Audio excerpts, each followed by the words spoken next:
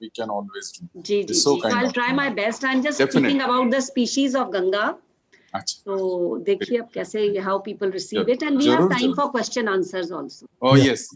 Thank you. Arvind sir, I think Director sir has also joined, so I think we can start now. It's 4 Oh sure, definitely. And we are live also. Okay, great. Nidhi ma'am. Namaste and good evening everyone. Welcome to Tuesday lecture series presented by Vigyan Prasar and National Mission for Clean Ganga for Vigyan Prasar Network of Science Club. As you all aware, the last Tuesday lecture of every month is now dedicated to the National Mission for Clean Ganga, where we learn and understand the different aspects of the mission. My name is Nidhi Srivastava. I am project scientist here at Vigyan Prasar and will be your moderator today.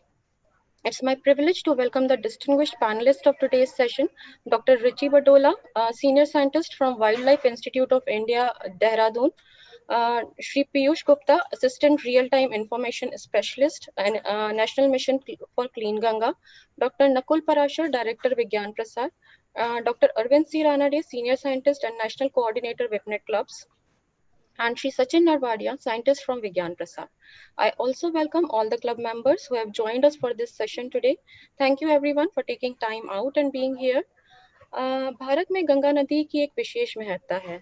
इस नदी की लंबाई 2525 kilometre है और गंगा नदी का उद्गम पश्चिमी हिमालय क्षेत्र में बसे उत्तराखंड राज्य से होता है, जो कि दक्षिण की ओर बहते हुए गंगा के मैदान की ओर पूर्व दिशा में मुड़ जाती है. जैसा कि आप सब जानते हैं, इस नदी के किनारे एक घनी आबादी बसी हुई है और हमारे देश का एक बड़ा भाग इस पर अपनी दिनचर्या एवं जीविका के लिए निर्भर है. इतिहास में भी गंगा नदी का एक महत्वपूर्ण स्थान है. The water of Ganga Nadi is always considered divine, but have you ever wondered why?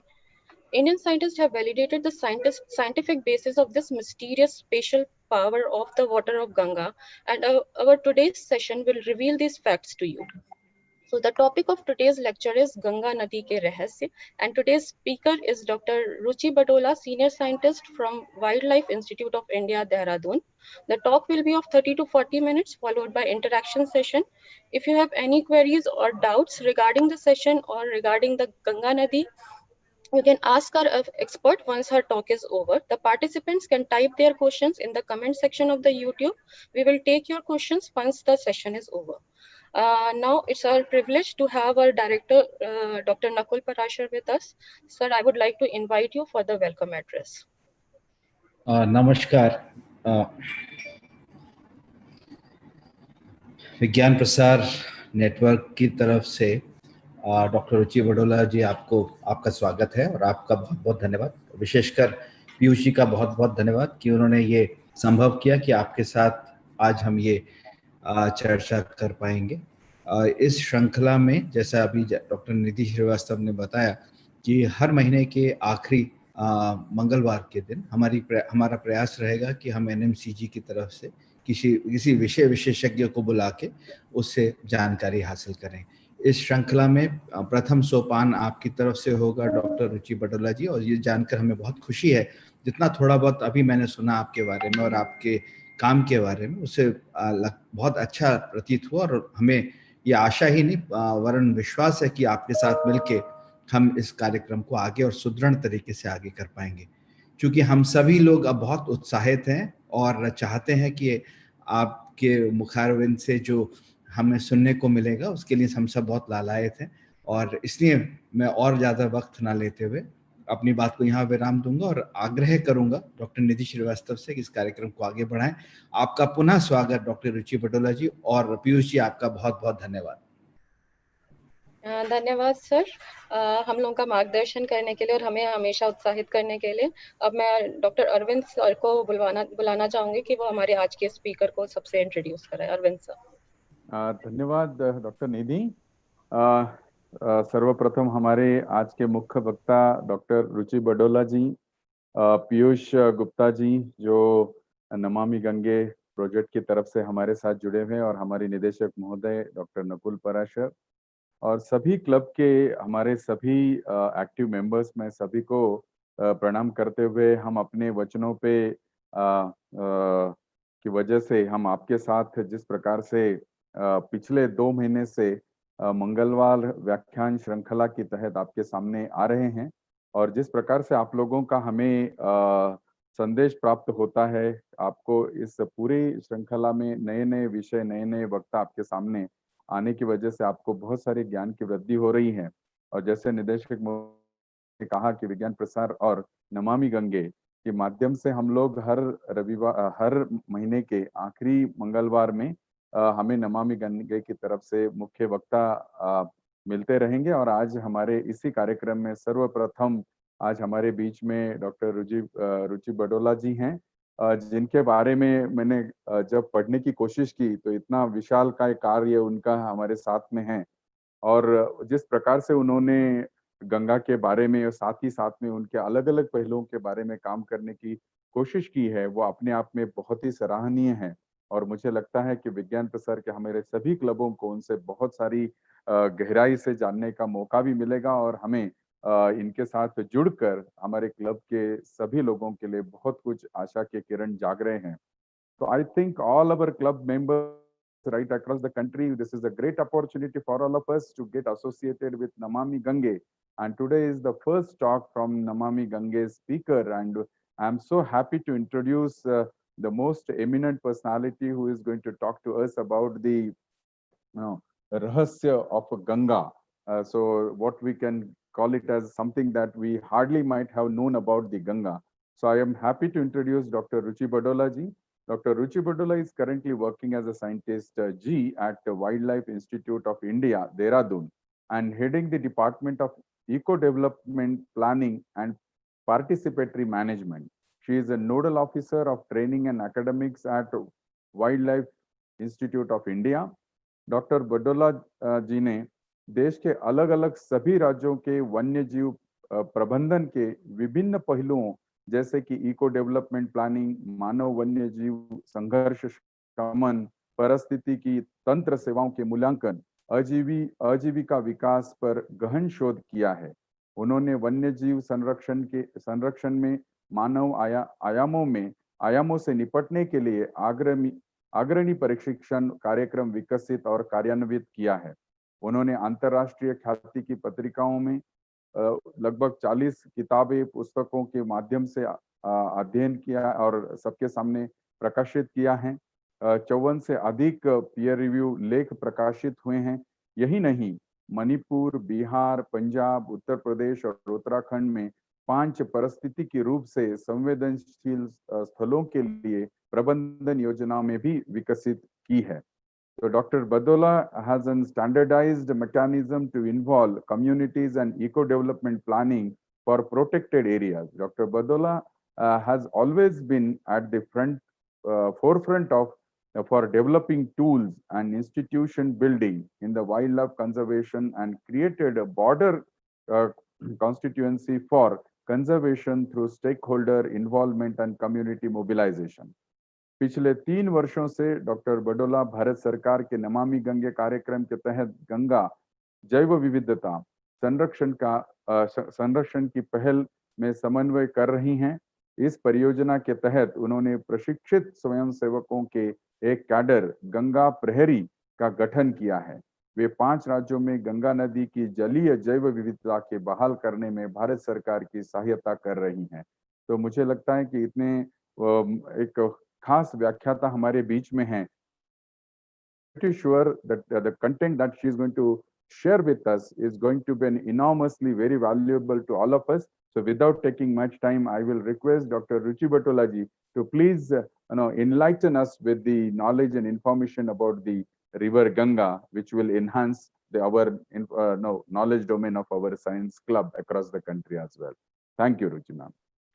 Thank you very much, sir. It's my great pleasure to be addressing this group today, and particularly when I was told that it is the school children and teachers. I think it is extremely important that we are able to bring science to them because they are the future of the country. So, जो ये topic था, मैं जब तक अपना presentation इसके ऊपर लाती हूँ, मैं आपसे ये share करना चाह रही हूँ कि ये जो topic था, मैं बच्चों के हिसाब से बनाना चाहती थी और मेरे मन में ये विचार था कि मैं इसको कोई इंटरेस्टिंग रूप में बच्चों के लिए प्रेजेंट कर सकूं। तो 1 मिनट मैं इसको ओके इट इज या तो मेरे को लगा कि जैसे ट्रेजर आइलैंड एक स्टोरी बुक है बच्चों की बहुत फेमस, उसी तरह से गंगा नदी के अंदर इतनी सारी चीजें हैं जो कि बच्चों को या हम सब लोगों को बहुत ही अट्रैक्ट भी कर सकती है और बहुत ही इंटरेस्टिंग भी हो सकती है, और स्टूडेंट्स के लिए कई आयाम अपने भविष्य के लिए भी खोल सकती हैं। तो जिस एस्पेक्ट पे हम लोगों ने काम कर रहे हैं और हमारी जो एक्सपर्टीज है, मुझे लगा कि मैं उसी का एक छोटा सा ट्रेजर, एक छोटी सी रहस्य मैं बच्चों के सामने खोलने की कोशिश करूं। तो जैसा कि I'm just trying to put it in a presentation mode which is not happening. एक minute.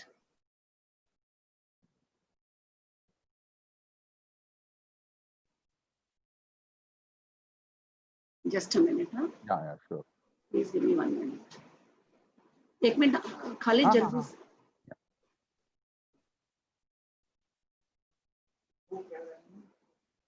सौरभ ये देखो, ये प्रेजेंटेशन मोड में है क्या? It's not coming in the presentation. Okay, yeah, thanks. Yeah.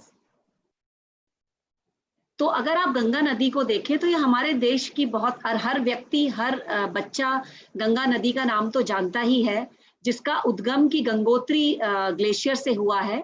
और जैसे ही हम गंगा नदी में नीचे की तरफ आते हैं, एक बहुत ही इंटरेस्टिंग जगह आती है जिसको कि देवप्रयाग कहा जाता है, जहां से गंगा नदी अपना गंगा का नाम लेती है। यहाँ पर आप देख सकते हैं कि दो विभिन्न नदियां अलकनंदा और भागीरथी जुड़ती हैं। तो जो थोड़ा सा मर्की वाटर है, जो डर्टी वाटर दिख रहा है, वो भागीरथी है, जो कि एक शांत नदी है जिसके ऊपर की आप जानते हैं टिहरी डैम भी बना है। और जो दूसरी नदी है जो अटखेलियां करती हुई नटखट सी अलकनंदा नदी है, जो कि बहुत सारा पानी गंगा नदी में आती है, ये दोनों देवप्रयाग में आके मिलती है और इसके आगे से इसका नाम गंगा पड़ जाता है। और जैसे ही हम नीचे की तरफ आते हैं, हम ऋषिकेश, हरिद्वार पहुंचते हैं, जो कि एक बहुत पुराना शहर है और एक बहुत ही हिंदू धर्म के लिए एक बहुत ही महत्वपूर्ण नगरी है। गंगा नदी के किनारे चलते चलते हम लोग मेरठ पहुंचते हैं, जो कि एक हिस्टोरिकल सिटी है और जिसमें की बड़ी इंटरेस्टिंग बात है कि जो यहाँ के सेटलमेंट्स हैं, ये इंडस वैली सिविलाइजेशन के टाइम के भी हैं। और आपको पता ही है कि म्यूटनी ऑफ 1847 का जो जन्म हुआ हमारे देश में, वो उसमें भी मेरठ का एक बहुत अहम भूमिका रही। और जब हम गंगा नदी में नीचे चलते हैं तो हम लोग कानपुर के शहर पहुंचते हैं, कानपुर शहर में, जो कि अपनी लेदर इंडस्ट्री के लिए और टेक्सटाइल इंडस्ट्री के लिए बहुत फेमस है। इसके बाद हम पहुंचते हैं त्रिवेणी संगम में, which is the Confluence of Ganga, Yamuna and the mystic Saraswati river, which is also known as the Triveni Sangam. और जहां पर अभी पिछले साल में आपने कुंभ के बारे में बहुत पढ़ा होगा, तो प्रयागराज जिसको हम कहते हैं। और उसके बाद हम गंगा में चलते चलते पहुंचते हैं Varanasi, the city of lights जिसको बोला जाता है, क्योंकि यहाँ पर it's a very ancient city. ऐसा बोला जाता है कि विश्व के सबसे पुराने शहरों में से और सेटलमेंट्स में से वाराणसी है, जिसको कि विश्वकर्मा जी ने खुद बनाया था, बनारस के जो घाट हैं। और बनारस को सिटी ऑफ लाइट्स इसलिए बोला जाता है क्योंकि यहाँ पर सीड्स ऑफ लर्निंग है। बनारस हिंदू यूनिवर्सिटी लीजिए, आप आर्ट फॉर्म्स लीजिए, आप कल्चर लीजिए, आप पोएट्स लीजिए, कबीर दास लीजिए, आप प्रेमचंद जी के बारे में बात करें, आप बिस्मिल्लाह खां साहब के बारे में बात करें। Apart from that, it is a very important center for the religion, from the religious point of view. Buddha ने अपना पहला सरमन एंटाइटलमेंट के बाद सारनाथ में ही दिया था, तो बुद्धिज्म के लिए भी एक बहुत इंपॉर्टेंट सेंटर है। उसके अलावा मुस्लिम्स के लिए, क्रिश्चियंस के लिए, हर रिलीजन के इंपॉर्टेंट कोई ना कोई यूनिट्स इस शहर में आपको मिलेंगे।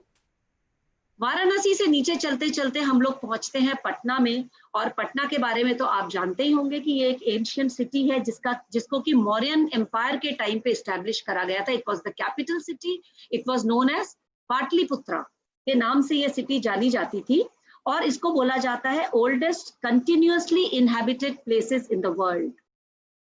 और बिहार में ही जब हम आगे चलते जाते हैं गंगा में, तो हम भागलपुर पहुंचते हैं, the city of silk, one of the oldest ancient silk route. This city falls on the ancient silk route which connected India with countries such as China in the east and Europe in the west. and it is very famous for its tasar silk and weaving industry. और भागलपुर का एक और भी famous वो है कि यहाँ पर हमारे पास डॉल्फिन की बहुत सारी पॉपुलेशन है। विक्रम वाइल्ड लाइफ सेंचुरी इस एरिया में है जहां पर की बहुत सारी गैंजेटिक डॉल्फिन्स पाई जाती हैं। और इसके साथ ही हम पहुंचते हैं समुद्र के करीब में, which was the city which was established by the British East India Company, और जहां पर की फेमस हावड़ा ब्रिज भी है। तो उसके अलावा गंगा नदी में कलकत्ता से लेकर प्रयागराज तक जो है हमारे पास नेशनल वाटरवे नंबर 1 इसको डिक्लेयर करा जा रहा है कि जैसे एंशिएंट टाइम्स में trade route was through water only, that is how Bhagalpur and Patna could connect to all over the world by trade. उसी तरह से अब हमारे वाटरवे जो है, जो बड़े बड़े कार्गोज हैं वो पानी के माध्यम से जाएंगे। गंगा नदी का तो हमारे जीवन में बहुत बड़ा महत्व है। धार्मिक तौर पे तो आप जानते हैं कि गंगा के हर घाट में कोई ना कोई उत्सव, पूरे साल भर कोई ना कोई पर्व जो है मनाया जाता है। उसके अलावा जो गंगा के किनारे रहने वाले लोग हैं उनकी जो निर्भरता है गंगा नदी पे, चाहे वो फिशिंग के तौर पे हो, चाहे वो पानी के लिए हो, चाहे वो एग्रीकल्चर के लिए हो, चाहे वो एज बोट चलाने के लिए हो, सामाजिक और आर्थिक जो लोगों का इस पे निर्भरता है वो भी बहुत अहम है। और एक जो एस्पेक्ट है गंगा नदी का कि जिसके बारे में लोगों ने बहुत पहले नहीं सोचा था, वो था इसकी इकोलॉजिकल इंपॉर्टेंस। गंगा नदी गंगा इसलिए है क्योंकि उसमें जो जीव जंतु पाए जाते हैं वो इसे गंगा बनाते हैं। अगर वो जीव जंतु इसमें ना रहे तो फिर ये तो एक कोई भी साधारण पानी का दरिया हो सकती थी। लेकिन जो हम इंपॉर्टेंस गंगा जल को देते हैं कि मनुष्य के जीवन से लेकर मृत्यु तक वो गंगा जल हमारे लिए इतना इंपॉर्टेंट है, पूरे विश्व में जो हिंदू हैं उनके लिए इंपॉर्टेंट है। वो गंगा जल इसीलिए बनता है क्योंकि उसके इकोलॉजिकल कैरेक्टर्स हैं और गंगा नदी को भी वो कैरेक्टर प्रदान करते हैं। और उसके अलावा इसका जो धार्मिक महत्व है कि वो एक पवित्रता का प्रतीक है। शिव जी की जटाओं से निकली है गंगा, मोक्ष प्रदाता इसको माना जाता है। प्रत्येक व्यक्ति अपने जीवन काल में एक बार गंगा में डुबकी जरूर लगाना चाहता है। और ये जो मैं आपको सीन दिखा रही हूँ, ये वाराणसी में जब गंगा आरती होती है तो हर दिन हजारों लोग इसको अपने सामने प्रत्यक्ष रूप में देखना चाहते हैं। ये कुछ सीन्स हैं जो कि वाराणसी की गंगा, और ऐसी ही आरती गंगा के कई घाटों में होती है, बिगिनिंग फ्रॉम इवन देवप्रयाग। हर जगह पे इस तरह से आरती होती है, चाहे छोटी हो चाहे बड़ी हो, लेकिन गंगा नदी को एक पूजने का तरीका, गंगा नदी को एक धन्यवाद कहने का तरीका कि वो हमारी जीवनदायिनी गंगा है, ये गंगा आरती है। और जब मनुष्य का जीवन का अंत होता है तो भी उसका लक्ष्य यही होता है कि वो अंत भी गंगा के किनारे ही हो। इसी तरह से आप ये देख सकते हैं, कोलकाता की फोटो है दुर्गा पूजा के टाइम पर, जहां पर कि हम देवी को भी विदा करते हैं गंगा नदी में। तो बहुत ज्यादा इस नदी का हमारे लिए महत्व है, जहां पे कि 450 से भी अधिक मिलियन लोग प्रत्यक्ष तरह तथा अप्रत्यक्ष रूप से इस नदी पे निर्भर करते हैं। और कई लोग, जिसमें से अधिकांश जो है वो गरीब लोग हैं, जो गरीबी के रेखा के नीचे हैं और अपने जीवन की दैनिक जो आवश्यकताएं हैं वो नदी से पूरे करते हैं। उसके अलावा जैसे मैंने आपको बताया कि जीवन से मृत्यु तक मनुष्य का जीवन इस नदी के चारों तरफ है। और हमारे देश का जो इंडो गैंजेटिक प्लेन्स हैं, that is suppose to be the food bowl of our country. तो हमारे देश की जो अलूवियल प्लेन्स हैं, आप लोगों ने ज्योग्राफी में पढ़ा होगा कि जिनको one of the most fertile areas in the world माना जाता है, the Indo Gangetic alluvial plains, they are also formed by this river and its tributaries. उसके अलावा मैंने आपको बताया कि नेविगेशन के लिए भी प्रयोग होता है। बहुत सारे लोग गंगा नदी के किनारे पर्यटन पे, टूरिज्म पे, चाहे वो रिलीजियस टूरिज्म हो, चाहे वो एडवेंचर टूरिज्म हो, ऋषिकेश में जिस तरह से होता है और गंगा की और जगहों में होता है, या फिर धार्मिक तरह का टूरिज्म हो, उस पे निर्भर करते हैं। इसके अलावा गंगा नदी में बहुत सारे डैम्स और बैराजेस, 7 बड़े डैम्स और बैराजेस और कई सारे छोटे छोटे डैम्स भी कंस्ट्रक्ट किए गए हैं, जिनका की उपयोग बिजली उत्पादन और सिंचाई में किया जाता है। तो आप समझ सकते हैं कि कितनी इंपॉर्टेंट ये नदी है और कितना कंपटीशन है इसके रिसोर्सेज के लिए, कि व्यक्ति को हर जीवन के हर दिन में इस नदी से जुड़ना पड़ता है। और ये आप देख सकते हैं कुछ चित्र, किस तरह से नदी के विभिन्न भागों में लोग इससे अपने जीवन में जुड़े रहते हैं। ये टेक्सटाइल इंडस्ट्री है कानपुर की, नहाने के पानी से लेकर अपने दैनिक जीवन के पानी के लिए भी इम्पोर्टेंट है। जब हम बात करते हैं इसकी इकोलॉजी की, तो आप देख सकते हैं कि mammals are very important. This is a Eurasian otter, most commonly found species of mammals here. उसके स्तनधारी जिसे हम कहते हैं 5 प्रजातियां पाई जाती है, एक मैंने आपको दिखाई। जलीय पक्षी कई प्रकार के रेजिडेंट और माइग्रेटरी 177 प्रजातियां यहाँ पे पाई जाती हैं। और ये जो स्पीशीज आपको दिख रही है इसे इंडियन स्किमर कहा जाता है, जो इलाहाबाद और अपर गंगा की तरफ पाई जाती है, प्लेन्स में ही। उसके अलावा सरीसर्प या रेप्टाइल्स जिसे हम कहते हैं, और ये जो आपको अभी स्क्रीन पे दिख रहा है ये एक मेल घड़ियाल है जिसके थूथन पे आगे एक घड़ा बना है, और ये सिर्फ गंगा नदी और इसकी कुछ ट्रिब्यूटरीज में ही पाया जाता है। जो फीमेल होती है उसमें ये घड़ा नहीं होता। इसके अलावा मछलियों की कई प्रजातियों, और अभी आप जो ये मछली देख रहे हैं ये हिमालयन एरियाज में पाई जाती है और इसे गोल्डन महासीर कहा जाता है। और ये बहुत बड़ी 4 से 5 फीट की मछली भी होती है और ये बहुत अच्छी मात्रा में इस क्षेत्रों में पाई जाती है। उसके अलावा एम्फीबियंस, ये जैसे कि आप देख रहे हैं कि कई species of toads, lizards etcetera भी यहाँ पर पाई जाती हैं।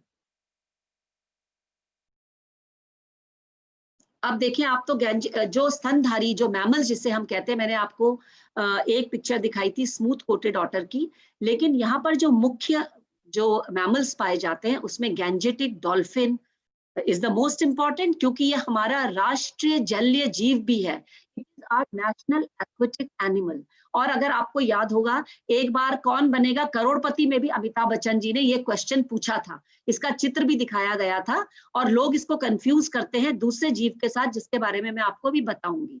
उसके अलावा ऊद बिलाव की 3 प्रजातियां, एक प्रजाति मैंने आपको दिखाई थी, बाकी 2 के बारे में भी मैं आपको बताऊंगी। और डॉल्फिन की अगर आप प्रजातियों की बात करें तो विश्व में करीब 5 प्रजातियां पाई जाती हैं, जिसमें से कि जो यांगजी डॉल्फिन है जो कि चीन में पाई जाती थी उसको अब एक्सटिंक्ट माना जाता है, क्योंकि वहां पर यांगसी जो नदी है उसमें बहुत सारा डेवलपमेंट करा गया, उसमें नेविगेशन हुआ, तो अब ये माना जाता है कि यांगजी रिवर डॉल्फिन अब खत्म हो चुकी है।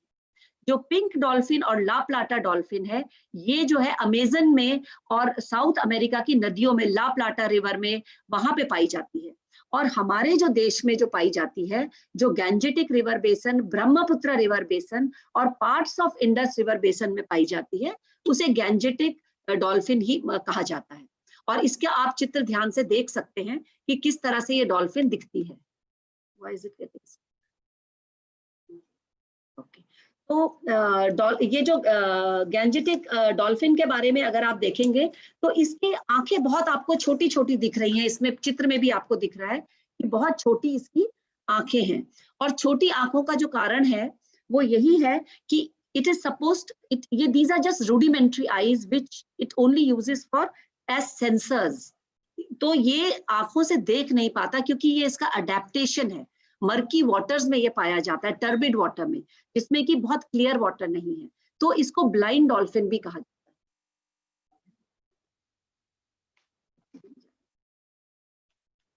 Please hang on, I am just okay. तो आप देख सकते हैं कि ये जो है 2.5 मीटर तक लेंथ में क्या कहते हैं बढ़ती है। और चूंकि ये एक मैमल है, ये लंग से ही ब्रीथ करती है और इसको हर 30 सेकंड से 2 मिनट के अंदर में सरफेस में आना पड़ता है। तो जिन एरियाज में डॉल्फिन पाई जाती है वो बहुत आसानी से नदी पे गोता खाते हुए आपको दिखेगी, क्योंकि उसको बाहर आना है सांस लेने के लिए। और वो जैसा कि मैंने बताया 2.5 मीटर तक लेंथ में बढ़ सकती है। फीमेल्स बड़ी होती है मेल से, और अडल्ट जो है ग्रेइश ब्राउन कलर में होता है। It attains sexual maturity at the age of 10 years and the gestation period lasts from 9 to 10 months। और ज्यादातर ये एक ही बच्चे को जन्म देती है और पेरेंटल केयर होती है इसके अंदर, क्योंकि ये एक मैमल है और अपने बच्चे को दूध भी पिलाती है। और ये जो है जैसे कि है, ये आंख से नहीं देख सकती है, लेकिन ये इसका सोनार सिस्टम डेवलप, और ये फिश और जो नदी में इनवर्टिब्रेट्स पाए जाते हैं उनको खाती है। उसके अलावा जैसे कि मैंने आपको बताया ऑटर की 3 प्रजातियां यहाँ पे पाई जाती हैं, और जो कॉमन वेराइटीज है वो हिमालय में भी पाया जाता है। उसके अलावा नदी में अपर गैंजेटिक प्लेन्स में और लोअर गैंजेटिक प्लेन्स में right up to where the Ganga joins the sea आपको ऑटर या ऊद बिलाव जिसको बोला जाता है, और जिसका मुख्य भोजन जो है वो मछली है, वो पाए जाते हैं। और आप देख सकते हैं एशियन स्मॉल क्लॉड ऑटर जिसको हम कहते हैं, एक प्रजाति ये है। दूसरी जो है स्मूथ कोटेड ऑटर, जिसका कि मैंने आपको चित्र बताया, जो कि बहुत ही हमारे देश बहुत ही बड़े भाग में पाई जाती है। और उसके अलावा यूरेशियन ऑटर अगेन, जो कि बहुत वाइडली स्प्रेड है। तो 3 प्रजातियां ऑटर की गंगा नदी में और इसके किनारों के क्षेत्रों में पाई जाती हैं। ये ऐसा मैमल है ऑटर की जिसको नदी के साथ साथ नदी के किनारे के वासस्थल की भी आवश्यकता पड़ती है। तो ऐसा नहीं है कि आपकी नदी में पानी है और किनारे पे सारे घाट बन चुके हैं और सारा कंस्ट्रक्शन हो गया है तो आपके ऑटर जी पाएंगे। जैसा कि मैंने आपको शॉर्ट फिल्म में दिखाया था, उनको सैंडी बीच भी चाहिए, उनको रॉक्स चाहिए जिसके अंदर वो अपनी गुफा बनाते हैं, जहां पर कि वो अपने बच्चे देते हैं और जहां पर कि वो जाकर अपना भोजन नदी से पकड़ के वहां पर उस भोजन को भी लेकर जा सकते हैं। इसके अलावा जैसे मैंने आपको बताया कि रेप्टाइल्स की भी यहाँ पे स्पीशीज पाई जाती हैं और यहाँ पर 3 प्रजातियां जो हैं रेप्टाइल्स की पाई जाती है। देखिए पूरे विश्व में क्रोकोडिलियंस की 24 प्रजातियां हैं, जिनमें से कि 3 प्रजातियां जो हैं वो गंगा नदी में पाई जाती है। और सबसे जो कॉमन है वो है इसमें मगरमच्छ का तो आपने नाम सुना होगा। तो जिसको हम मीठे पानी का मगरमच्छ कहते हैं, ये होता है मगर। और ये जो है इसका जो थूथन होता है वो चौड़ा होता है। चौड़ा थूथन इसके लिए बहुत ही इम्पोर्टेंट है और ये हिंदुस्तान, पाकिस्तान और श्रीलंका में अच्छी मात्रा में पाया जाता है। और इस 5 मीटर तक इसकी लंबाई बढ़ जाती है और इनको बहता हुआ ताजा पानी की आवश्यकता पड़ती है, जो पानी में डेप्थ भी होनी। देखिए डॉल्फिन हो, चाहे मगरमच्छ हो, चाहे घड़ियाल हो, इनको कम से कम 4 मीटर पानी की डेप्थ चाहिए ही चाहिए। 4 मीटर तो मिनिमम चाहिए, लेकिन उससे ज्यादा जहाँ पे पानी डीप होगा वहीं पर ये पाए जाएंगे। तो जहाँ पर नदी में पानी कम हो जाता है वहां पर ये प्रजातियां प्राय नहीं पाई जाती है। और ये भी जो है फिश, इनवर्टिब्रेट्स और जो वाटर बर्ड्स होती हैं उनको खाते हैं। मगरमच्छ जो है अंडे बैंक्स पे देते हैं जहां पर रेत होती है और रेत में छुपा देते हैं अपने बच्चे। वहां पे 10 से 48 अंडे एक बार में मादा देती है। और आप देखेंगे कि ये गंगा नदी में काफी जगहों में अच्छी मात्रा में पाए जाते हैं।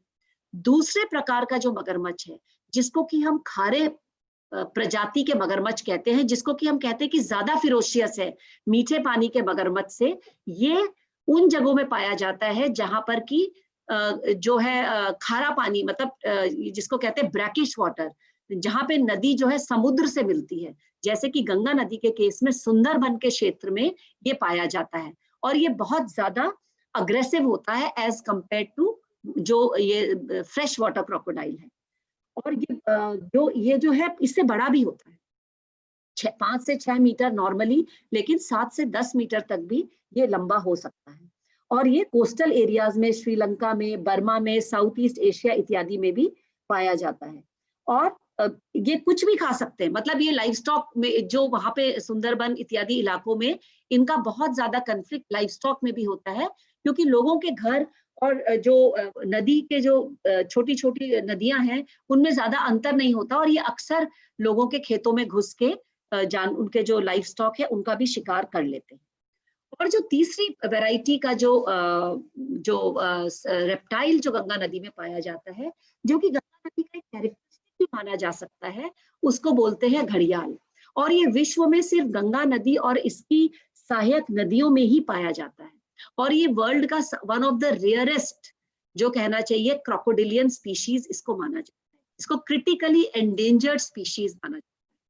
और जैसा कि मैंने आपको बताया था कि ये जो घड़ा है, इसके जो स्नाउट है, थूथन पर जो घड़ा है, पतली थूथन है, आगे घड़ा है, ये मेल का साइन होता है, फीमेल में ये घड़ा नहीं होता।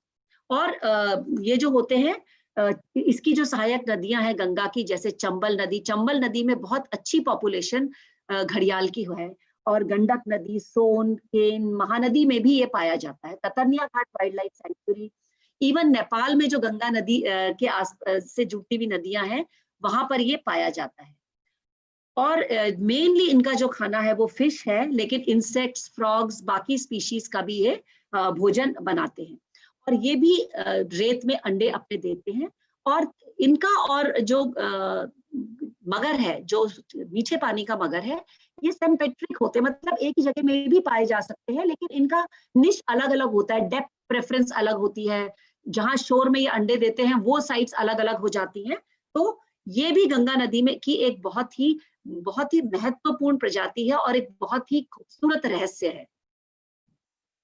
उसके अलावा जो गंगा नदी के जहां तक कछुओं की बात आती है, तो अगर आप देखें कि हमारे देश में 29 प्रजाति कछुओं की पाई जाती है और गंगा नदी में इसमें से 14 प्रजातियां पाई जाती हैं। इनमें से 2 प्रकार के कछुए हैं। एक जो होता है जिसका कि हार्ड शेल टर्टल हमें जिसे कहते हैं, कि मतलब उसकी जो कवच है, जो शेल है, वो बहुत कठोर होता है। और एक होता है नरम प्रजाति के कछुए, जिनको कि हम सॉफ्ट शेल टर्टल भी कहते हैं। और आपको जैसे मैंने बताया कि ये जो 14 स्पीशीज हैं, ये पानी में रहती हैं और ये नदी के किनारे सिर्फ अंडे देने आती हैं। इन 14 में से जो 13 स्पीशीज तो टर्टल की है और एक स्पीशीज टॉर्टॉइज की है। अब पता नहीं आप लोग क्या टॉर्टॉइज और टर्टल में डिफरेंस जानते हैं बच्चों? मुझे तो लगता है कि जानते होंगे, क्योंकि मुझे भी याद है कि हमने कभी अपनी बायोलॉजी की पुस्तकों में इसके बारे में पढ़ा था। लेकिन मैं आपको छोटी सी चीज बता सकती हूँ कि जो टॉर्टॉइज होते हैं वो एक ही प्रजाति यहाँ पे पाई जाती है, येलो टॉर्टॉइज गंगा बेसिन में। वो मुख्यतः जमीन पर रहते हैं, वो पानी में नहीं रहते हैं, जमीन में ही रहते हैं और जमीन में ही अंडे देते हैं। लेकिन जो टर्टल्स होते हैं वो अपने जीवन का अधिकांश भाग पानी में बिताते हैं और वो नदी के किनारे शोर में सिर्फ अंडे देने आते हैं। और उनके इस वजह से जो उनके फ्लिपर्स जो टर्टल्स के होते हैं वो वेब्ड होते हैं, क्योंकि उन्हें पानी में तैरना है। लेकिन टॉर्टॉइज के जो पैर होते हैं वो सख्त होते हैं। तो ये डिफरेंस आप जरूर याद रखिए। और आप देखेंगे कि गंगा नदी में 9 हार्ड शेल टर्टल्स पाए जाते हैं और 4 जो है सॉफ्ट शेल टर्टल्स पाए जाते हैं।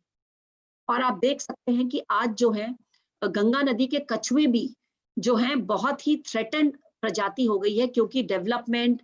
और आपको ये भी आपने देखा होगा जो लोग गंगा नदी के किनारे रहते हैं कि ये कछुए अक्सर जब अंडे देने की जगह इनकी हम लोगों ने ले ली है, कहीं पे खेती हो गई है, कहीं पे घाट बन गए हैं, तो ये कछुए मजबूरी में जो चैनल्स हैं नदी के किनारे उनके थ्रू जो है गांव के पॉन्ड्स में, खेतों में जाके अंडे देते हैं और वहां पर इनका शिकार हो जाता है, अंडों का भी और बच्चों का भी। लेकिन एक चीज का आपको बहुत अहम ध्यान रखना पड़ेगा कि हमारी नदियों का और हमारे जो पानी का जो संसाधन है उसके बहुत बड़ा जो भाग है उसको स्वच्छ रखने में वो कछुओं की जो भूमिका है वो बहुत अहम है। इनफैक्ट हमने एक कहानी की किताब लिखी है कछुओं पे, जिसका टाइटल ही है बिन वेतन के करे सफाई। तो कछुआ तो हमारा सफाई कर्मचारी है हमारी नदी के तंत्र का, जिसका की काम ही, जो कि स्कैवेंजर्स हैं, खास तौर पे जो हमारे सॉफ्ट शेल टर्टल्स हैं, इनका तो काम ही है कि जो डेड स्पीशीज है, जो भी जानवर मर जाता है, जो लोग ह्यूमन डेड बॉडीज है या एनिमल्स के कार्कासेस जो नदी में जाते हैं, उनको ये लोग खाते हैं और नदी की सफाई के तंत्र को मेंटेन करते हैं।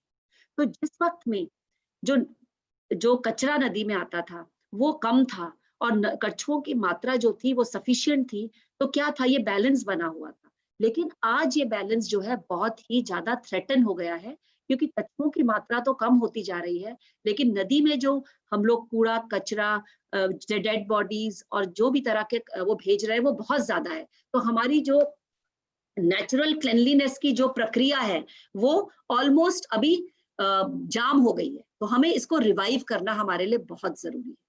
और जो एक बहुत कॉमनली एक अंडरस्टूड चीज है कि नदी में तो मछलियां होंगी ही, उसमें भी बड़े इंटरेस्टिंग फैक्ट्स हैं कि हमारे पास नदियों की भी कई प्रजातियां हैं। हम लोगों ने 125 स्पीशीज ऑफ फिश जो हमने नदी में, इस गंगा नदी में रिकॉर्ड करी है, और इसमें से 117 जो है वहां की नेटिव वैरायटी है जो कि नदी में ही पाई जाती है, और जो 8 प्रजातियां हैं वो एग्जॉटिक है, मतलब कि वो बाहर की प्रजातियां हैं, वो वहां की अपनी प्रजातियां नहीं है। और किसी भी तंत्र को, किसी भी नेचुरल इकोसिस्टम को एक बहुत बड़ा खतरा होता है एग्जॉटिक वैरायटीज से, क्योंकि वो हमेशा सर्वाइवर होते हैं। याद रखिए, वो अपना घर छोड़ के दूसरी जगह आए हैं और उनकी जो सर्वाइवल की जो प्रक्रिया होती है वो बहुत हाईली डेवलप्ड होती है। और अक्सर ऐसा देखा गया है नेचर में कि एग्जॉटिक्स का सर्वाइवल रेट इतना ज्यादा होता है कि वो नेटिव्स को हमेशा ओवर पावर कर सकते हैं या खत्म कर सकते हैं। तो हमें बहुत केयरफुल रहना होता है इस चीज के लिए। और जो हम फिश स्पीशीज, जो नेटिव फिश की हम बात कर रहे हैं, इनमें से साइपरनिडे जो है ये सबसे डोमिनेंट माना जाता है, जो कि बड़े बड़े स्केल्स वाली फिश होती है, फॉलोड बाय सिसोरिडी एंड बैगेरिडी, जिसका मैं आपको अभी एग्जांपल दिखाऊंगी। जैसे कि मैंने आपको बताया, महासीर मछली जो है, जो कि ये तीनों जो मछलियां आपको अभी स्क्रीन पे दिख रही हैं, ये सब हिमालय की नदियों में पाई जाती हैं, क्योंकि इनको तेजी से बहने वाले स्ट्रीम्स, जिसमें कि बहुत फ्रेश वाटर होता है और टेम्परेचर कम होता है जहाँ पे, वहीं पे ही ये 3 प्रजातियां पाई जाती हैं, जिसमें से कि गोल्डन महासीर, जिसको सुनहरी मछली भी कहा जाता है, क्योंकि ये सुनहरी दिखती है। जब आप इसको नदी में देखेंगे तो ये बहुत ही खूबसूरत सुनहरे रंग की मछली दिखती है। एक स्नो ट्राउट, इसकी एक और प्रजाति है जिसको ब्राउन ट्राउट कहा जाता है, और एक काली महासीर। इनफैक्ट अभी हमारी कई नदियों में और नदियों के जो सहायक नदियां हैं गंगा की हिमालय क्षेत्र में, वहां पे हम लोग फिश रैंचिंग भी कर रहे हैं। और दूसरा बात है, इनको गेम फिश भी माना जाता है, कि लोग शौकिया तौर पे इन फिश को पकड़ सकते हैं और पकड़ने के बाद उनको देखकर खुश हो जाएंगे कि हमने इतनी बड़ी मछली पकड़ी, और दोबारा उसको नदी में रिलीज कर दिया जाता है। उसके अलावा मध्य गंगा में अगर आप देखें, मिडिल गंगा में, तो रोहू, परिहन और पाबदा जो मछली है, जो कि खाने में भी, जो लोग मछली खाने के शौकीन हैं वो जानते हैं कि हर मछली खाने वाला इन मछलियों का हर वक्त ही नाम लेता है कि कितनी इंपॉर्टेंट ये हमारा fish trade, and you know that fishing is one of the few biggest foreign exchange earner, and also contributes a lot to the economy of this country and directly to the dietary requirements of the poor people. ये dietary requirement plus उनका source of living भी है। उसके अलावा निचली जो गंगा है, निचला क्षेत्र है गंगा का, वहां पर भी कुछ प्रजातियां जो पाई जाती हैं, जिसमें से हिल्सा जो नदी है, ये ऐसी नदी है कि सिंगल स्पीशीज एक वक्त ऐसा था जो कि गंगा इलाहाबाद से लेकर और हुगली तक का जितना व्यापार था मछली में, वो हिल्सा मछली इसको डोमिनेट करती थी। और पश्चिम बंगाल में तो आज भी इस मछली का बहुत महत्व है, लेकिन फरक्का बैराज जब बना हुगली नदी के ऊपर, तो ये मछलियां जो थी अब वहां से ऊपर की तरफ नहीं आ पाती हैं, और इसलिए अब ये फरक्का बैराज के नीचे के क्षेत्र में ही पाई जाती हैं। जो हम मानते थे कि इलाहाबाद तक हिल्सा आती है, अब ये नहीं दिखती है वहां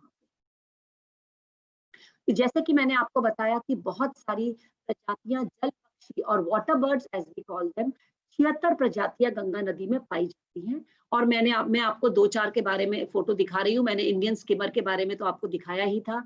ये पेंटेड स्टॉर्क है, जो कि एक बहुत ही कॉमन वाटर बर्ड है, भारत के अन्य क्षेत्रों में भी पाई जाती है। सारस क्रेन हमारा एक बहुत ही खूबसूरत बड़ा पक्षी जो है, गंगा के फ्लड प्लेन्स में और गंगा नदी के किनारे एग्रीकल्चर एरियाज में ग्रासलैंड का बेसिकली पक्षी है, वहां पाया जाता है।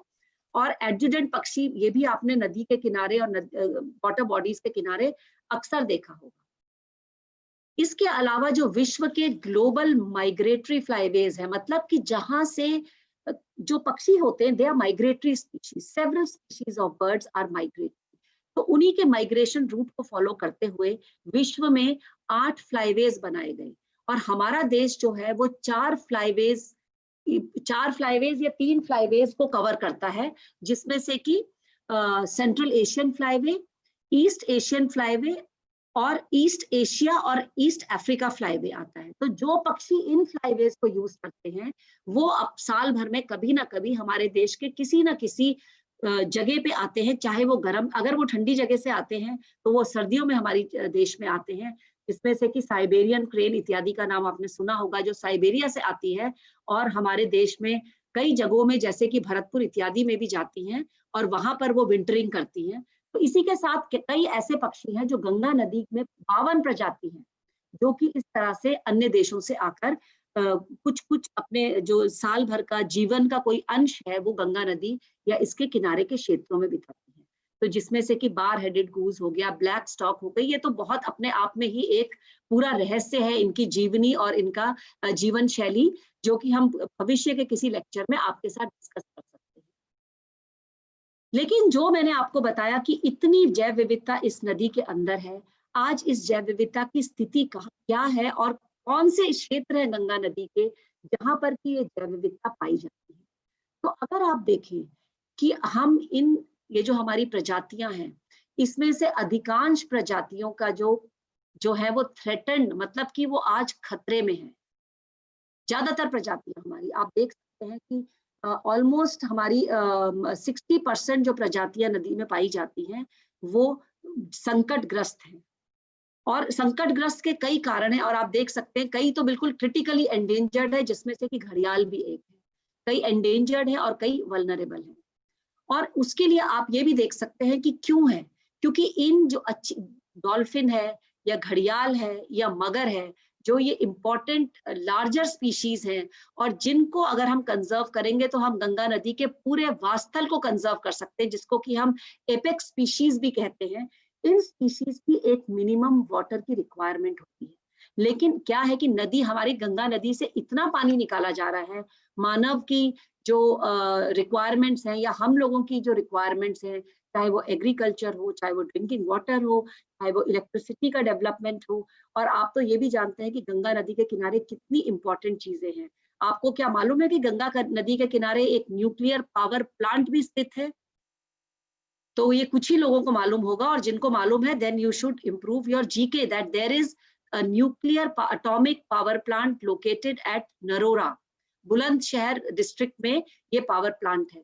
तो नदी कितने सारे फंक्शंस कर रही है, और उसके साथ साथ इतने खूबसूरत रहस्य भी अपने गर्भ में छुपा के रखे हैं कि डैम भी है तो पावर प्लांट भी है, तो शहर भी है, तो पुल भी है, तो वाटरवे भी है, everything is happening together. What an amazing, beautiful river we have. तो परंतु क्या है कि जब पानी नदी में जहां जहां पे कम होता है, वहां पे डॉल्फिन, घड़ियाल या मगर नहीं पाए जाते हैं। और आप देख सकते हैं कि नदी का बहुत सारे भाग में 61% एरिया में आज पानी जो है वो 4 मीटर से भी कम है। और इसी चीज को देखते हुए हमने पूरी नदी में जो है 6 हाई बायोडाइवर्सिटी स्ट्रेचेस, जहां पर कि अगर आप लोग कभी भी विजिट करें तो आप नदी, ऐसा नहीं है कि और क्षेत्रों में आपको बायोडाइवर्सिटी नहीं दिखेगी, लेकिन एटलीस्ट इन 6 क्षेत्रों में आपको कुछ ना कुछ वहां पे पाई जाने वाली स्पीशीज जरूर दिखेंगी। तो मैं ये बोलना चाहती हूँ कि इतने सारे हम लोग इस नदी से यूज कर रहे हैं, आरती भी कर रहे हैं, उसको एक शमशाम घाट के रूप में भी यूज कर रहे हैं, उसको एज अ ट्रैश कैन भी यूज कर रहे हैं, म्युनिसिपल वेस्ट भी जा रहा है, इंडस्ट्रियल डेवलप, लेकिन उसके बावजूद भी 49% जो है गंगा नदी का, उसमें आज भी हाई बायोडाइवर्सिटी है। और ये 6 स्ट्रेचेस जो है, अगर मैं आपको हिमालय से बताना शुरू करूं तो देवप्रयाग से ऋषिकेश तक का स्ट्रेच है, जहाँ पर की बहुत ही अच्छी varieties of fish species, birds और turtles as well as water birds पाई जाती है। उसके बाद जैसे आप यूपी में आएंगे तो मखदुमपुर से नरोरा का जो स्ट्रेच है, बिजनौर के आसपास आप समझ लीजिए, जहां पर एक बैराज है, वहां से लेकर नरोरा, जहां पर कि मैंने आपको बताया कि न्यूक्लियर पावर प्लांट है, उस स्ट्रेच में बहुत अच्छी मात्रा में biodiversity, particularly the Gangetic dolphin, मगर, घड़ियाल, टर्टल्स, फिश स्पीशीज पाए जाते हैं। उसके बाद बीच का कुछ स्ट्रेच है जहां पर कि पानी कम हो जाता है, लेकिन उसके बाद आगे अगर आप जाते हैं भिटूरा जब जाते हैं और वहां से लेकर गाजीपुर तक का जो स्ट्रेच है, यहाँ पर अगर आप देखें, यहाँ पर पानी कम हो जाता है क्योंकि बैराज है बीच में, लेकिन जैसे आप नीचे जाते हैं, यमुना नदी ज्वाइन करती है गंगा से, और यहाँ पर इलाहाबाद के बाद पानी बहुत अच्छा बढ़ जाता है, और यहाँ पर भी आपको Gangetic dolphin, fish, turtles etcetera अच्छी मात्रा में दिखते हैं। उसके अलावा यहाँ पर आपको मगर भी दिख जाते हैं कई। उसके बाद जब हम बिहार की तरफ आते हैं, फिर छपरा से लेकर कहलगांव तक का जो क्षेत्र है, ये तो गैंजेटिक डॉल्फिन सेंचुरी भी यहाँ पर है। इनफैक्ट मैं आपको बताना भूल गई, यहाँ पे वाराणसी पे भी एक कछुआ प्रजनन केंद्र भी है, यहाँ पर हमारा एक इंटरप्रिटेशन सेंटर भी है सारनाथ में, और यहाँ पर एक टर्टल सेंचुरी भी है, एक छोटी सी सेंचुरी है जो टर्टल्स के कंजर्वेशन के लिए है। और ये जो स्ट्रेच है, यहाँ पर भी एक वाइल्ड लाइफ सेंचुरी है, क्या नाम है इसका, मैं नाम भूल रही हूँ, नहीं, अपर गंगा में, anyway I will just remember this name. यहाँ पे विक्रमशिला सेंचुरी है, और सॉरी हस्तिनापुर, राइट, हस्तिनापुर। सो यहाँ पर हस्तिनापुर सेंचुरी है, यहाँ पर आपको कछुआ सेंचुरी हो गई, यहाँ पर विक्रमशिला डॉल्फिन सेंचुरी जो बिहार में है। तो ये क्षेत्र है। इवन इन कानपुर जू में अगर आप कभी जाने का आपको मौका मिले, वहां पर भी हमारा एक इंटरप्रिटेशन सेंटर है, जो कि आप लोग देख सकते हैं, बहुत ही खूबसूरत और आपका इंस्ट्रक्टिव सेंटर है। जब आप वाराणसी के घाट पे जाएंगे, वहां पे हमारी एक छोटी सी बोट है जिसका नाम है जलज, और उस बोट पे हमारे गंगा प्रहरी, वो एक अवेयरनेस बोट कम शॉप है, जिसपे कि जो गांव के लोग हैं वो अपने द्वारा बनाई गई वस्तुएं बेचते हैं, और उसके साथ साथ वहां पे जो लोग आते हैं उनको गंगा नदी और उसकी जैव विविधता के बारे में बताते हैं। उसके बाद जब भागलपुर में जब आप जाएंगे, वहां पर भी हमने एक छोटा सा रेस्क्यू एंड रिहेबिलिटेशन सेंटर बनाया है, तो वो भी आप लोग देख सकते हैं। और उसके बाद नेक्स्ट इंपॉर्टेंट एरिया है वो आता है झारखंड में, साहिबगंज से राजमहल। और यहाँ पर भी क्योंकि कोसी नदी भी जुड़ चुकी है, गंडक भी जुड़ चुकी है, सोन घाघरा सब जुड़ चुकी हैं, तो यहाँ पे पानी बहुत अच्छी मात्रा में नदी में होता है, और यहाँ पर भी आपको डॉल्फिन, ऑटर, फिश इत्यादि बहुत अच्छी मात्रा में साइटिंग होती है। इस क्षेत्र में भी एक वहाँ पे सैंक्चुरी है, वो रिवराइन सैंक्चुरी तो नहीं है, लेकिन टेरेस्ट्रियल प्रोटेक्टेड एरिया है। उसके बाद वेस्ट बंगाल में बहरामपुर से लेकर और बैरकपुर तक का भी एरिया में गैंजेटिक डॉल्फिन, टर्टल्स इत्यादि दिखते हैं। और जब आप नूरपुर और इसके आसपास आते हैं तो यहाँ पर आपको जो दूसरी एक प्रजाति है जो कि मरीन डॉल्फिन है, जो कि ब्रैकिश वाटर और या एस्टुराइन एरियाज में पाई जाती है, उसको बोला जाता है इरावदी डॉल्फिन, वो पाई जाती है। और इरावदी डॉल्फिन, अगर मैं आपको दो पिक्चर्स दिखाऊं, और आप कैसे जानेंगे कि गैंजेटिक डॉल्फिन कौन सी है और इरावदी डॉल्फिन कौन सी है, तो आप कैसे जानेंगे? आपको मैं फोटो दिखाऊंगी, माना आप किसी क्विज कॉन्टेस्ट में गए और आपको बोला गया अब इसमें से आप बताइए इसमें गंगाई डॉल्फिन कौन सी है, तो आप उस फोटो को देखेंगे और उसकी जो आगे की जो क्या बोलते हैं उसको, जो स्नाउट है, गैंजेटिक डॉल्फिन का लंबा और पतला होगा, वेल डेवलप्ड। इरावदी डॉल्फिन का बहुत ही छोटा सा होता है, वो आप अभी आगे फोटो में भी देखिएगा। ये आपको 6 जो एरियाज दिख रहे हैं, ये वो एरियाज हैं which are very important from biodiversity point of view. तो गंगा नदी की जो ये जैव विविधता है, उसको चैलेंजेस क्या क्या है? पानी की उपलब्धता में कमी, जल प्रदूषण, ये आपसे मैंने डिस्कस करा, हमारी जो डिपेंडेंस है बहुत ज्यादा, हम लोगों की फिशिंग जब हो रही है, माइनिंग हो रही है नदी के किनारे, उसके अलावा अवैध शिकार, हमने कई इस तरह के शिकार के शिपमेंट्स पकड़े हैं जहाँ पे हजारों टर्टल्स बिकने के लिए जा रहे हैं। इसका समाधान क्या है कि आप जैसे लोग भी अवेयर, उनके अंदर ये संवेदनशीलता बहुत जरूरी है और इनकी इंपॉर्टेंस जानना बहुत जरूरी है। और शिक्षा का इसमें बहुत अहम रोल है, शिक्षा का रोल है। और शिक्षा के लिए जो संसाधन चाहिए, मटेरियल चाहिए, soft material, hard material in form of books, awareness material, उसकी भी बहुत आवश्यकता है। सामाजिक सहभागिता, हम लोग जो हैं, हम लोग तो एक स्टूडेंट हो सकते हैं, एक टीचर हो सकते हैं, लेकिन हम एक समाज का हिस्सा भी हैं, एक परिवार का हिस्सा भी हैं, वहां पर भी हमारा एक बहुत अहम रोल होता है। Future generation, the children, you are the future of our country. और आप देख सकते हैं कि शिक्षा के रूप में हमने गंगा के किनारे जो लोग रहते हैं उनको गंगा प्रहरियों के रूप में बनाया है। इसके बारे में भी आप लोग अगर YouTube में देखेंगे आपको बहुत सारे डिटेल्स मिलेंगे। और ये गंगा प्रहरी अपने अपने क्षेत्रों में बहुत ही अच्छी तरह से बच्चों को बाल गंगा प्रहरी की तरह जोड़ रहे हैं, और कई सारे स्कूल्स हमारे साथ जुड़े हुए हैं। तो गंगा प्रहरी, बाल गंगा प्रहरी, प्रवासी गंगा प्रहरी और गंगा प्रहरी मेंटर, तो प्रत्येक व्यक्ति इस देश का गंगा के संरक्षण में और उसकी स्वच्छता में हमारे साथ जुड़ सकता है। इसी तरह से जो बाकी स्टेक होल्डर्स है, चाहे वो फॉरेस्ट डिपार्टमेंट के लोग हो, चाहे वो वेटनरी डिपार्टमेंट हो, उनकी क्षमता का विकास करना, उनको अवेयर बनाना। ये देखिए, ये फोटो है इरावदी डॉल्फिन की। ये हमारे ये किसी तरह से फ्लड के टाइम पे बाहर की आ गई थी, तो ये इन लोगों ने ले जाके इसको रिलीज करा है इसके हैबिटेट में।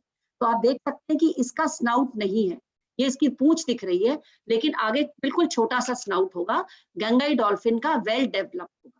और मैंने आपको बताया कि जैसे हमारे गंगा प्रहरी पूरी गंगा नदी के किनारे हैं, आप लोग अगर गंगा नदी के आसपास रहते हैं तो आपके क्षेत्र में भी ये लोग जरूर होंगे।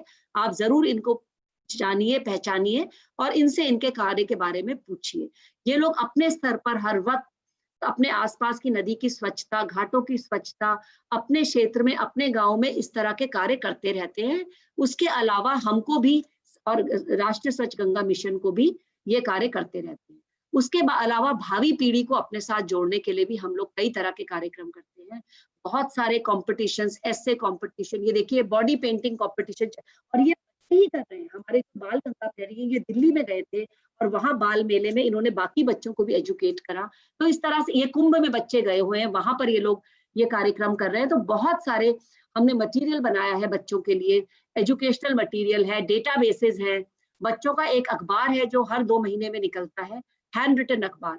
आप लोग इसमें से किसी भी चीज के बारे में जानकारी के लिए मुझे डायरेक्ट भी कांटेक्ट कर सकते हैं या विज्ञान प्रसार के द्वारा भी कर सकते हैं। छोटी छोटी फिल्म जो यूट्यूब पे उपलब्ध है, ये भी आप लोगों को मिल सकती हैं, आप लोग इनको देख सकते हैं। उसके अलावा ये तो कुछ चित्र, उसके अलावा जो है या तो इस तरह की चीजों के द्वारा आप हम लोगों से जुड़ सकते हैं। और अगर आपको कोई भी इसके बारे में जानकारी चाहिए हो तो आप मुझे या एनएमसीजी या विज्ञान प्रसार को डिटेल में पूछ सकते हैं। अब क्योंकि सिर्फ 10 मिनट रह गए तो मैं यहाँ पे अपनी बात का अंत करूंगी, लेकिन अगर आपके कोई क्वेश्चंस है तो I will be very happy to take question. Thank you so much, ma'am. It was interesting to know the beautiful world of Ganga ecosystem. It's very exciting. I think all of our participants must be thrilled to know the diverse flora and fauna found in our Ganga river. Now, ma'am, it's time to take few questions. The first question is from Mr. Dilip Raut. He wants to ask that what is the difference between Magar and Ghadial? Very nice, very good question.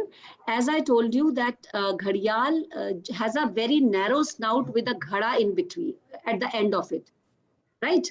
Magar has a broad snout. तो घड़ियाल घड़ियाल के ही नाम से जाना जाता है, और मगर जिसको मगरमच्छ है वो मगर है, और उसका जो स्नाउट होता है, जो मुंह का पहाग होता है, वो चौड़ा होता है। घड़ियाल का बहुत ही नैरो होता है, और मेल की जो स्नाउट होता है उसके आगे जो है एक घड़ा बना होता है। Normally muggers are much more aggressive as compare to घड़ियाल। और मैंने बताया कि हिंदुस्तान में घड़ियाल तो खैर एक ही प्रजाति है विश्व भर में, लेकिन हिंदुस्तान में 2 प्रजाति मगर की पाई जाती है, मीठे पानी के मगर और खारे पानी के मगर। Thank you, ma'am. The next question is from Leena Boram. She wants to ask that is there any exotic plant species found in or around River Ganga? हाँ जी, बहुत सारे एक्सोटिक प्लांट्स हैं, और मेरे ख्याल से बहुत सारे एक्वेटिक प्लांट्स भी एक्सोटिक हैं, बहुत सारे हैं। और टेरेस्ट्रियल में अगर आप देखें तो बहुत है, लेंटाना है, पार्थिनियम है, यहाँ तक मुझे लगता है कि वाटर हाइसिंथ जो है that is all which is found throughout the at least in the upper Ganga. I think even that is an exotic plant, और मैं बोलूंगी कि ये सबसे बड़ा चैलेंज हमारे पास आज है। Thank you, ma'am. The next question is from Jaya Chandran. She wants to ask that what necessary steps we are taking to protect the endangered species of River Ganga. Very interesting question which requires a huge answer. तो मैं इसमें थोड़ा सा पीछे जाऊंगी कि देखिए, गंगा की जो संरक्षण है या गंगा की जो स्वच्छता है, उसका कार्य ये अभी नहीं शुरू हुआ है, ये तो बहुत पहले चल रहा है। और आपने सुना प्लान के बारे में, तो लोगों को ये ऐसा भी है कि हमारे देश में जो प्लानर्स हैं उनको नहीं पता था कि गंगा नदी को स्वच्छ रखना है या इसको maintain. It was always a part of the planning process. तो गंगा एक्शन प्लान 1 आया, 2 आया, बहुत सारे प्लान्स बने, और बहुत सारी बॉडीज आई जिन्होंने की गंगा को स्वच्छ करने की कोशिश करी। लेकिन इसकी इम्पोर्टेंस जानते हुए अंत में भारत सरकार ने एक मिशन के रूप में इसको स्थापना करी, और राष्ट्रीय स्वच्छ गंगा मिशन की स्थापना करी गई जल शक्ति मंत्रालय के अंडर में। जब ये एनएमसीजी जिसको हम बोलते हैं, जब एनएमसीजी केम इनटू बीइंग, दे रियलाइज्ड कि गंगा को तो हम लोग कर रहे हैं, जो भी वो टेक्नोलॉजी के तरीके से बहुत कार्य हुए हैं। आपको पता ही है कि आज हमारे गंगा के किनारे किनारे हर बड़े शहर में एसपीपी बन चुका है या बनने वाला है, बहुत सारे घाट्स को मेंटेन करा जा रहा है, बहुत प्लांटेशंस करे जा रहे हैं। लेकिन 2 चीजें जो थी, जो पहले कभी भी गंगा के कंजर्वेशन में नहीं करी गई थी, वो करी गई, और उसमें जो सबसे इंपॉर्टेंट थी वो ये थी कि स्थानीय समुदायों को अपने साथ कैसे जोड़ा जाए। That was very important. Second was कि गंगा की जैव विविधता को ये माना गया कि गंगा नदी की जो जैव विविधता है वो गंगा की स्वच्छता और निर्मलता का कारक भी है, और उसका एक फैक्टर भी है और इंडिकेटर भी है। तो सूचक भी है और कारक भी है।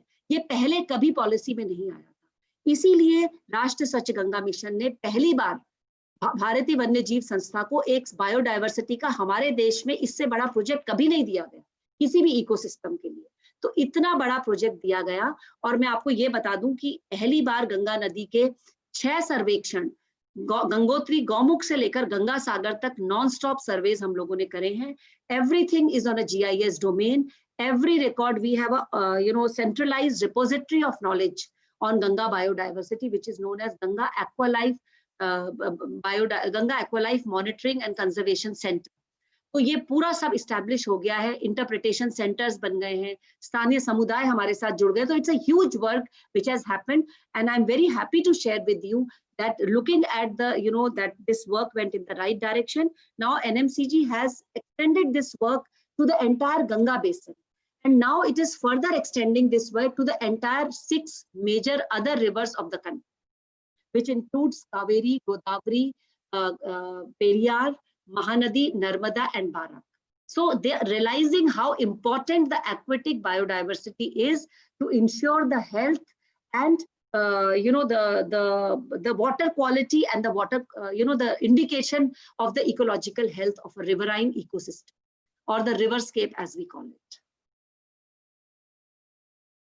Thank you, ma'am. The next question is from Mr. Sudhir Jaiswal. He wants to ask that Ganga River is also known for its microbial population, and how this microbial population is beneficial to us. देखिए, microbial जो भी microbial जो इसकी biodiversity है उसके बारे में हम लोगों ने तो बहुत ज्यादा स्टडी नहीं करा, but we are aware that several studies have been done. और इसमें अगर आप सबसे जो लोग ज्यादा इसके बारे में पढ़ते हैं कि गंगा जल अगर आप अपने घरों में रखते थे तो वो कभी खराब नहीं होता, क्योंकि उसमें कुछ ऐसे माइक्रोबियल ये पाए जाते थे स्पीशीज जो कि उसकी क्वालिटी को, वाटर की क्वालिटी को हर वक्त मेंटेन रखते थे। लेकिन आज ऐसा नहीं है, क्योंकि जैसा मैंने आपको बोला कि जो ठीक करने वाली चीजें हैं वो जो है जो माइक्रोबियल्स हैं उनकी क्वांटिटी कम होती जा रही है, क्योंकि ये क्या है कि उस वाटर के रेजिस्टेंस को मतलब रेजिलियंस को बढ़ाते थे for any kind of contamination, for any kind of changes. तो बहुत पहले इनका डॉक्यूमेंटेशन भी हो चुका है। तो it's very important for us, but how far it is being maintained that we can not. I mean, of course, they are doing. See, दो issues होते हैं जब हम microbial study करते हैं. It is very localized, right? But when we study the macrofauna, it is or flora, then it is larger over larger areas. तो अगर मैं for example किसी fish species की भी study करती हूँ तो मुझे at least नदी के 2 से 5 किलोमीटर तो study करना होगा। लेकिन microbial जो situation है, it may change from even 500 meter to 500 meter. So that is the difference in the approach, and that is why we as an institution focus only on the macrofauna and of course flora also. Thank you, ma'am. That's all for the today's questions, and now Arvind sir would like to ask something. Definitely. First of all, sir, ma'am, it was such a wonderful talk. I mean, beyond the ritual and the traditional value of Ganga, today you have actually opened our eyes that Ganga is not only important for us as a human being, but how Ganga is so important for the nature altogether. How many variety of species are living in this, and this is the house for such a variety of kind of a species. इतना बढ़िया आपका व्याख्यान रहा। मेरे मन में 2 सवाल आपसे पूछने के लिए हैं। एक तो जैसे हम देखते हैं कि पूरे गंगा रिवर बेसिन जो है उसमें कई सारे औद्योगिक प्रशासन, औद्योगिक वसाहती हैं, जिसमें इंडस्ट्रियल सेक्टर्स हैं, कानपुर हो जाता है, आगे वाराणसी का भी हम कह सकते हैं। तो इस गंगा मिशन के माध्यम से क्या ऐसे जो इंडस्ट्रियल वेस्ट जो हो जाता रहता है, पहले भी जाता रहा है, तो इसके लिए क्या ऐसे खास उसके ऊपर प्रयास किए गए हैं, और क्या हम कितनी प्रतिशत इसको रोकने में सक्षम हो पाए हैं?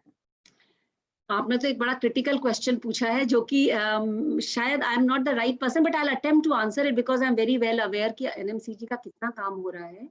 देखिए, जो सबसे बड़ी चीज एनएमसीजी ने करी है कि एक तो जो उन्होंने फिजिकल रूप में इनको रोकने की कोशिश करी है कि एसटीपीज बने हैं बहुत जगह, मतलब how to treat this waste water, और ऑलमोस्ट आई थिंक जहां तक मेरी अपनी समझ है कि जो मेजर जो टाउन्स वगैरह है, यहाँ का जो अब मेजर इंडस्ट्रियल वेस्ट है, it is not going directly to the river. लेकिन बात यह है कि हम हर घर के आगे तो एसटीपी नहीं लगा सकते, हर इंडस्ट्री के आगे एसटीपी नहीं लगा सकते। तो वहां पर हम जैसी एजेंसीज का रोल आता है जो कि स्थानीय समुदायों के साथ काम कर रहे हैं। और यकीन मानिए कि मेरा बहुत एक्सपीरियंस रहा इन 3 सालों में, it is an eye opener, and that is why I can appreciate the kind of work that these agencies are doing. It is a huge challenge. आप अगर 100 लोगों से मिलते हैं और अगर आप 5 लोगों को भी एजुकेट कर पाते हैं, एजुकेट इसका मतलब नहीं कि मुझे पता है, लेकिन क्या मैं उस चीज को अप्लाई कर रहा हूँ, तो वो एक बहुत बड़ा चैलेंज है। बट जैसा कि मैंने आपको बताया कि wild life institute of India और एनएमसीजी ने मिलकर करीब 1400 गंगा प्रहरी, तो हमारे आज ग्राउंड पे 1400 हाथ हैं, pair of hands we have, जो कि हमारे ही लोग, हमारा ही एक्सटेंशन है। और जो हम जानते हैं वो भी जानते हैं, क्योंकि हम उनको constantly capacity building, skill development कर रहे हैं। और वो गाँव में, अपने क्षेत्रों में, अपने शहरों में एक आवाज तो उठा रहे हैं कि गंगा नदी में गंदा पानी ना जाए। कहीं पर हम लोग छोटे छोटे प्रयास कर रहे हैं गांव के स्तर पे, कहीं पर जहां पर की म्यूनिसिपैलिटीज बहुत ज्यादा एंगेज है इसमें, NMCG is working with the municipalities also, पूरे गंगा ग्राम है, डिस्ट्रिक्ट गंगा कमिटीज हैं। तो at every level N intense effort is going into this. और मैं ये तो नहीं कहूंगी कि हम 100% सक्सेसफुल है, but all that I can say is कि हम अपने घर की सफाई कर रहे हैं। देखिए, ये तो एक घर की तरह है, ऐसा तो नहीं है कि मैंने आज अपना घर साफ कर दिया तो मैं तो कल नहीं करना पड़ेगा, करना तो रोज है। It is a process, so we are into that process and I feel we are moving in the right direction. अगर थोड़ा बस हम इसी रेट पे चलते रहेंगे तो we are doing all right. बहुत अच्छा, थैंक यू।